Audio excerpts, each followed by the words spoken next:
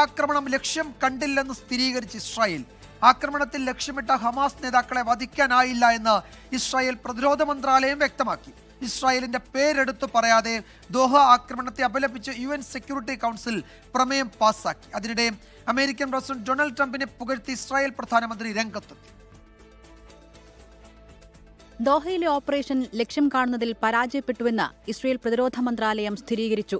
Bomb വീഴുന്നതിന് മുൻപായി Hamas നേതാക്കൾ കെട്ടിടത്തിന്റെ മറ്റൊരു ഭാഗത്തേക്ക് നീങ്ങിയിരിക്കാൻ സാധ്യതയെന്നാണ് നിഗമനം. സ്ഫോടനത്തിനുപയോഗിച്ച ബോംബുകൾ കുറഞ്ഞുപോയോ എന്ന് അന്വേഷിക്കാനും നിർദ്ദേശം നൽകിയിട്ടുണ്ട്.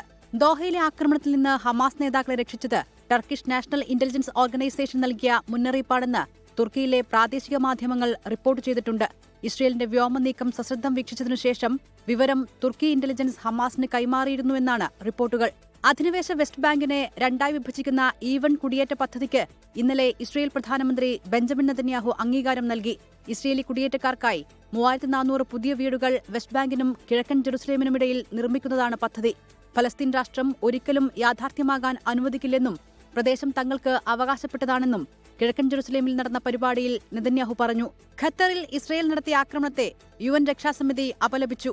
അമേരിക്കയടക്കം 15 അംഗങ്ങളും പിന്തുണച്ച പ്രമേയത്തിൽ ഇസ്രയേലിന്റെ പേരെടുത്തു പറഞ്ഞിട്ടില്ല. ആക്രമണം ചർച്ച ചെയ്യാൻ മറ്റന്നാൾ ദോഹയിൽ അറബ് ഉച്ചകോടി നടക്കും. International desk 24. ലോകത്തെവിടെയായാലും ഏത് സമയത്തും 24 വാർത്തകളും ഓഗ്മെന്റഡ് റിയാലിറ്റി പാക്കേജുകളും എക്സ്പ്ലെയിനറുകളും വിശദമായി കാണാൻ ഞങ്ങളുടെ YouTube ചാനൽ നിങ്ങൾക്ക് സബ്സ്ക്രൈബ് ചെയ്യാം.